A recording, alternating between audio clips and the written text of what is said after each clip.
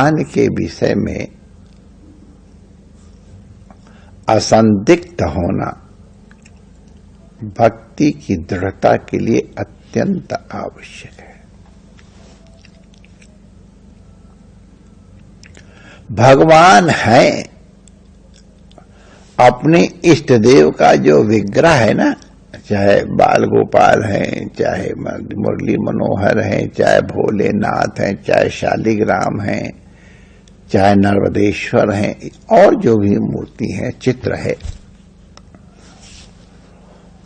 उनको वास्तविक समझे, ये साक्षात है। और जो इस तरह साक्षात करके उनकी सेवा करते हैं तो उनको अनुभव होते हैं। जो ठाकुर जी की सेवा भावपूर्वक करते, मन से पूछते हैं कि ठाकुर जी आज कौन सा कपड़ा पहनोगे। बच्चों के कपड़ों की चॉइस कैसी होती है, हमको छोटे होंगे तो हमने भी की होगी, हमको मालूम नहीं, लेकिन हम एक परिवार में ठहरे हुए थे तो उनकी छोटी लड़की थी, तो उसकी माँ ये पहनोगी, ये पहनोगी। उनकी वार्डरोब जिस कमरे में मुझे ठहराया गया था अलग उसी में थी, इसलिए आए थे वो लोग। हमको लगता है 10-12 मिनट तक उस माता और बेटी की ये निर्णायक क्रिया होती रही, और अंत में एक बार कहा, ऐसे कोई कंपनी में देखा, हाँ ये इसको पसंद है।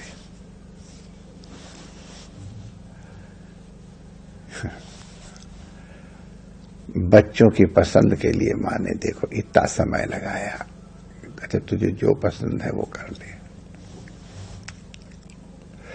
तो इसी तरह से इच्छा के अनुसार करने वाले इच्छाधारी भगवान ही है, तो कोई संदेह नहीं है। लेकिन उत्तम भक्ति ये होती है कि हमारे कारण भगवान को कोई प्रयास अलग से क्यों करना पड़े, प्रारब्धानुसार इसको उपभोग करना। और दूसरे वो हैं, निश्चित हैं, और हमारे हैं, और हमारे हितकर हैं, हमारी रक्षा करेंगे, हमारा पालन करेंगे, ये विश्वास। लेकिन उनको विग्रह में साक्षात माने, मूर्ति न माने। तो मैं कह रहा था जो अपने घर के ठाकुर जी की सेवा है उनसे पूछो क्या कपड़े पहनोगे, वो बताएंगे। जैसे हमने देखा तो छोटी बच्ची ने कितनी देर बाद बताया, उतनी देर में इसे भगवान तो प्रेरणा करते हैं, भगवान आज मैं ये पहनूंगा, आज मैं मुकुट धारण करूंगा, बताएंगे। आज भगवान क्या खाओ, बता देंगे। कभी कभी आपको लगेगा कि भगवान का मुंह आज बड़ा प्रसन्न है, तो आज कोई अच्छी बात हुई, बड़े हम भी पसंद है। आज देख रहे हैं भगवान का मुंह कुछ उदास है, हमसे क्या हो गया पता, जिसके कारण भगवान हमसे उदास है, पूछो। कभी लगेगा उनका आकृति कुछ ऐसी है, तो पूछो क्या कर रहा हूं, बताएंगे आपको, आप गलती, और फिर उनसे माफी मांग करके प्रायश्चित कर लो। तो भगवान को साक्षात विग्रह नहीं न मान करके साक्षात भगवान मानना, ये भक्ति की दृढ़ता के लिए बहुत आवश्यक है।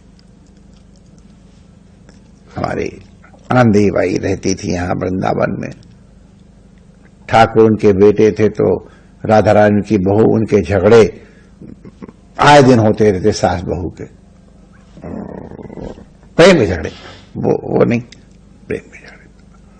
तो भगवान अगर उनको साक्षात मानते हो, सेवा करते हो, तो भगवान उस तरह की अनुभूति प्रदान करते हैं। एक नरहरि सुनार था पंढरपुर में, जहां भगवान विठलनाथ है, बड़ी घटना है, बड़ी प्रसिद्ध घटना है। नरहरि सुनार बड़ा अच्छा कारीगर था, सुनारी का। एक बड़े संपत्ति वाले को बहुत दिनों बाद पुत्र की प्राप्ति हुई, तो भगवान के प्रति कृतज्ञता ज्ञापन के लिए आया, और उसके मन था भगवान के कमरबंद बना, जैसे करके खड़े कमरबंद बनवा दिया जाए बढ़िया। तो लोगों ने कहा भैया नरहर से बढ़िया तो कोई सुनार यहां है ही नहीं, वो बना दे। तो वो जो व्यक्ति थे वो पहुंचे, उनसे कहा महाराज भगवान की कमर का एक पटका बना दो, नाप ले आओ।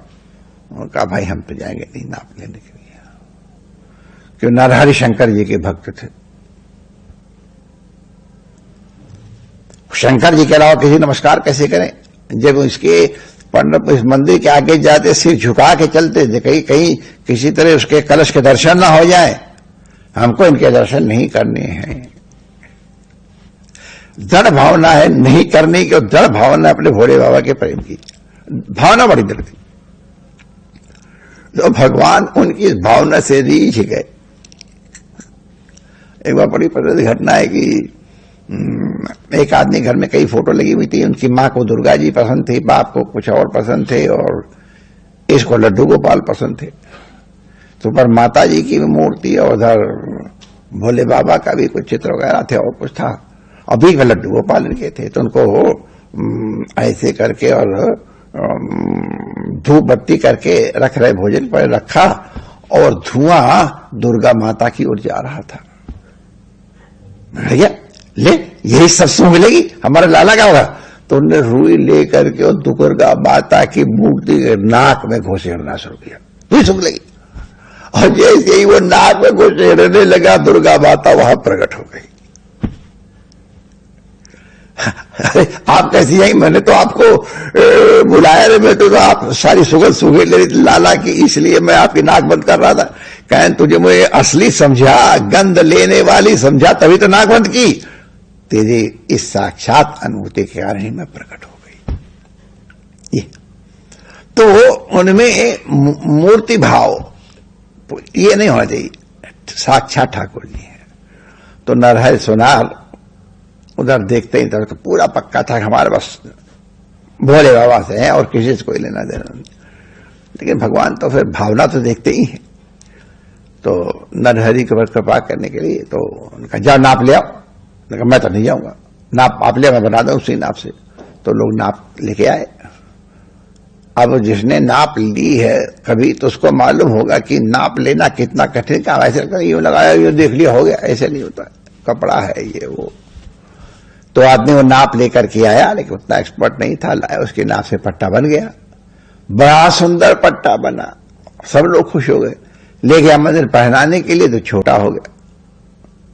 नरहरि तो पट्टा छोटा हो गया, तुमने जो नाप दी तो ये देखो ये, अरे चाहे क्या हुआ, तो छोटा पड़ गया। तो कैसे छोटा पड़ा, तो फिर आगे पता चलेगा। तो ठीक है, अब नाप जाओ, कितना और बड़ा कर दूं? तो उसने नाप दिया। जब वो लगा नरहरि अब तो बड़ा हो गया। अब ऐसे एक दो बार हो गया, तो उन्होंने कहा भैया काहे तंग कर रहे हमको भी जाना है, सोना नुकसान होता है, इसमें काटने पीटने सोना नुकसान होता है। जब नरहरि ईमानदार थे, लेकिन फिर भी होता ही है। तो नरहरि चले चलो। उनका अच्छा मैं चलता हूं, लेकिन मैं मंदिर के अंदर जाते ही आंख में पट्टी बांधू, मुझे विट्ठल के दर्शन नहीं करने हैं। मैं आंख भरे, मुझे वहां तक ले जाना, मैं हाथ से टोटोल करके और नाप ले लूंगा, बस मैं जोगूंगा, मैं आंखें नहीं खोलूंगा। कहा हमको क्या करना, तुम आंखें खोलो चाहे बंद रखो, हमको क्या नहीं, हमारे तो पट्टा तुम ठीक बना दो, हो गया। हमको पट्टा बना दो, हम चाहे तुमको मजदूरी नहीं। जय श्री कृष्ण। हाँ वो मैं फिर कर दूं। तो नरहरि गए अंदर भगवान की नाप लेने के लिए। उन्होंने तो सुना था कि ऐसे कमर पर हाथ करके उससे खड़े हुए हैं, लेकिन कहीं हाथ उनके कुछ, एक हाथ में डबरू दिखाई पड़ रहा है, एक हाथ में त्रिशूल। देखा नहीं ये क्या मतलब है, यूं छोड़ा यूं चला, ये कैसे विट्ठल है? कोई बोला नहीं। फिर आवाज करी, कौन विट्ठल है? ये तो शंकर जी लग रहे हैं। ऊपर देखा जाए कि हाथ आता, हाथ, अरे हे भगवान, आप हमको दर्शन देने के लिए आए और हमारी आंखों में पट्टी बंधी, कितना अपराध है। पट्टी खोली, जैसे पट्टी खोली तो सामने विट्ठल खड़े हुए। अरे विट्ठल को क्यों देखने? मैंने फिर पट्टी बांधी और फिर नापने लग गया, तो इस बार 10 भुजा वाले शिव जी हो गए। अब वो जब फिर आगे खोले तो विट्ठल दिखाई पड़े, बनी हुई घटना है। तो जब उसे रहा नहीं गया, तो भगवान ने कहा हम दोनों एक है, तुम अलग अलग क्यों देख रहे हो? जैसे ही नरहरि सुनार को एक रूप में देखा, तुरंत दंडवत की। और वैसे भी हम बता दें, हमारे विट्ठलनाथ भोलेनाथ को अपने सिर पे तो वास्तव में इसका मतलब ये है कि जो हरि है वही हर है, वही हर है। नारद जी के मन में एक बार जिज्ञासा हुई थी कि भगवान का नाम रामेश्वरम क्यों है। तो उन्होंने सोचा भगवान से पूछूं कि आपने इनका नाम रामेश्वरम क्यों रखा है। नारद जी को कौन टिकट बनवानी है, तो पहुंच गए, प्रभु आपने भोले बाबा का नाम रामेश्वरम रखा है। रामेश्वरम का मतलब क्या है? अरे नारद जी, आप इतने बड़े पंडित, इतने शास्त्र सब आपने चाट मारे हैं, आपको मालूम है? अरे रामस्य ईश्वरा रामेश्वर सीधे सीधे षष्ठी तत्पुरुष है। जो मैं शंकर जी का दास हूं, शंकर जी मेरे स्वामी हैं। उन्होंने अपना दास समझ करके अपने नाम के लिए मेरे नाम का वो आश्रय ले लिया है रामस्य ईश्वरा रामेश्वरा, भगवान रामेश्वर। नारद जी को लगाइए, शंकर जी रात दिन राम राम राम राम करते फिरते हैं, ध्यान करते हैं। राम जी का वो उनको राम का जो ईश्वर उसका नाम रामेश्वर रखेंगे नाम। तो पहुंच गया शंकर जी के पास। शंकर जी से पूछा, शंकर जी ये रामेश्वरम का मतलब क्या है? अरे आप पंडित होकर कैसी बातें कर रहे हो? राम है ईश्वर, रामेश्वर है। राम है ईश्वर जिसके, ऐसे राम सामान्य समाज से आप नारद जी समझते नहीं हो। तो राम है ईश्वरा, यश का मतलब हुआ राम है मालिक जिसके, राम है स्वामी जिसके, वो रामेश्वर है। अब नारद जी की और मुश्किल हो गई।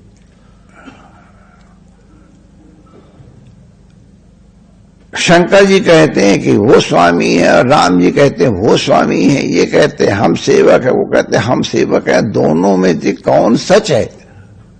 कैसे निर्णय हो? राम से ईश्वरा ठीक है या राम ईश्वरा यश ये ठीक है? तो ब्रह्मा जी के पास पहुंचे, घर के बड़े हैं, बुजुर्ग हैं। ब्रह्मा जी से पूछा, महाराज जी रामेश्वर का मतलब क्या है? तो क्यों? मैं राम जी के पास गया था तो कहते राम से ईश्वरा है, और शंभू के पास गया तो वो कहते रामा ईश्वरा यश है। अब दोनों ही सर्वज्ञ, किसकी बात सही है? अरे नारद जी तुम कहां पछड़े में पड़ गए? अरे जो हरि है वही हर है, जो हर है वही हरि है। इसलिए राम एव ईश्वर, राम और ईश्वर, राम एव ईश्वर, हर एव हर, इस तरह से राम एव ईश्वर, इस तरह से हो जाएगा। या रामश्चासौ ईश्वरश्चेति, एक रूप में, इस रूप में हो जाएगा। ये दोनों अभिन्न हैं, एक रूप है। इसी का दर्शन हमको करना है। भगवान विठलनाथ ने अनुग्रह किया नरहरि सुनार के ऊपर और दिखा दिया कि जो हरि है वही हर है, जो हर है वही हरि है। रुक्मिणी नाथ हमारे विठल बड़े इस भाव से प्रसन्न हुए कि चलो अब हमारे और शिव में अभेद मानने लग गया है। शिव जी की भक्ति के कारण हमारा इसके प्रति अत्यंत प्रेम था, इसलिए हमको ये करना पड़ा। तो भाई भगवान के साथ साक्षात बुद्धि रखना। नरहरि को ये नहीं लगा ये मूर्ति है, उसको लगा ये साक्षात विठल है और इसको देखूंगा तो मेरी शिव जी की भक्ति में थोड़ी कमी आ जाएगी। तो साक्षात माना और उसी का फल ही हो गया। हम सेवा करते समय घर में और कैसी कैसी भावनाएं करते हैं ये हम लोग जानते हैं। तो इसलिए सावधान होकर साक्षात ठाकुर को अनुभव करते हुए सेवा करो तो तुम्हारा परम कल्याण होगा।